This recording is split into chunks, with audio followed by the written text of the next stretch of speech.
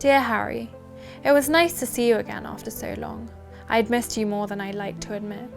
And, well, I was scared. I was scared that the reunion would be awkward and clunky, like seeing an ex at a party. I was scared we wouldn't know how to say hello anymore, how to enjoy each other's company. I didn't want to have to be a cliche and tell you that you changed, even though I know that's what everyone and everything does as they grow up. Hell, I've changed too since we met when I was 7. Maybe you won't even like me anymore either. It's confusing, this business of your 8th story.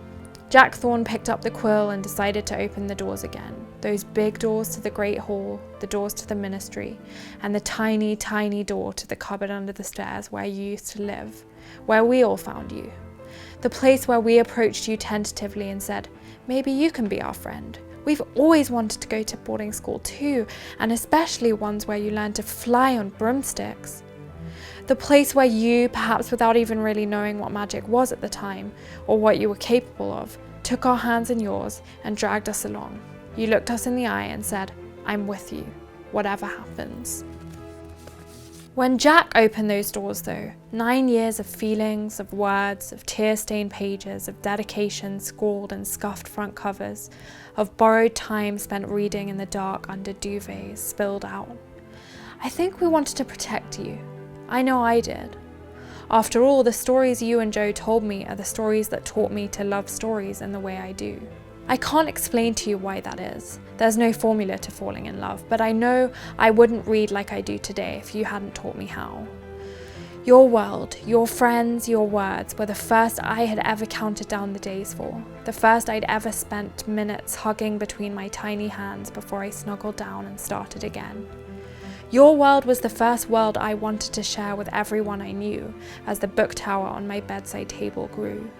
Ron and Hermione sat on the edge of my bed with me as I built myself, in their image maybe. Conscientious, unapologetically enthusiastic about the things I loved. Goofy, brave, and full of flaws. I have loved stories since. I've even loved characters. But in no other book have I found family. Of no other boy have I been so fiercely protective. Of no other world have I ever dreamed so strongly. I don't know what it is, but it's certainly something. As you know, Harry, in June I got to see you again in the way Jack and Joe wanted you to be seen. I feel lucky and guilty and conflicted and ecstatic that I saw you, living, breathing, moving in the body of Jamie Parker, who afforded you such respect, such grace, and such goddamn truth that you were the most alive I'd ever seen you before.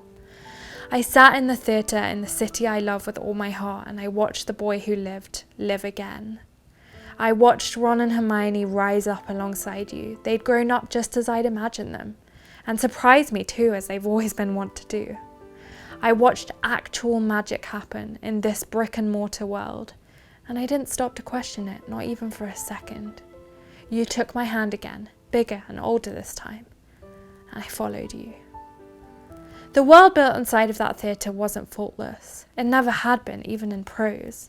But it did what no other incarnation of your world had since I read your stories for the first time. It drew gasps from my throat and laughter, so much laughter. It made me clasp the hands of perfect strangers sitting next to me because, well, we all know you in the same way after all. It gave me that feeling, the one I've only ever known from you. Somehow everyone who hadn't yet seen the play but loved you all the same knew exactly what I was talking about when I put it like that. You know, that feeling. You could have powered the whole theatre on the emotion in each of us that day. It would have been more than enough. Harry, you were in the before, the after, the during, crossing that road, seeing the theatre in front of me, buzzing with anxiety, forcing preemptive disappointment, making true friends. You always were good at helping me do that. Waiting at stage door with thank yous bursting out of my chest like butterflies in cages, and now, months later, still dreaming. And as much as I understand that having the opportunity to meet you again like this is rare, it doesn't stand for nothing. Your 8th story isn't a book. It was never supposed to be a book. We had to trust Jack enough to let you stand in Jamie Parker's shoes, Hermione in Noma Dumesweni's shoes, Ron in Paul Thornley's shoes. We had to let them perform you for a while, and that's a hard thing. But by nature, theatre isn't static. Theatre changes every night. A company comes together with a technical crew working hard behind the scenes to have a conversation on stage every night that changes with every passing second. Jack Thorne took your world out of our imaginations and into the ever-changing, ever-growing, ever-improving world of theatre. I get it, you know. When I read those words you said on stage, lying in bed later on, they were flat, like you're in a bad mood and being purposefully monotonous. I couldn't help but fill them in with what I'd seen you do that night. And it makes me so sad and angry and frustrated at my own privilege that so many of the people who loved you had to meet you again in that one-dimensional way. It makes me so sad that when we all met you, you were accessible to absolutely anyone who wanted to live life with you. You transcended space, time, class, age, everything. And now you don't. I'm pissed off about that. I don't want your world to be a privilege. It shouldn't be private or elitist or unreachable. Everyone who wants to should be able to touch it like they could before.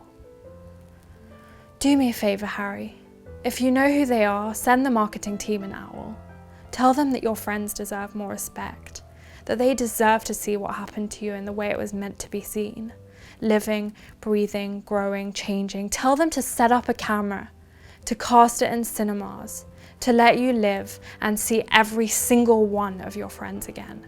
Tell them that, for once, words aren't enough, and don't take no for an answer. With love, Vix.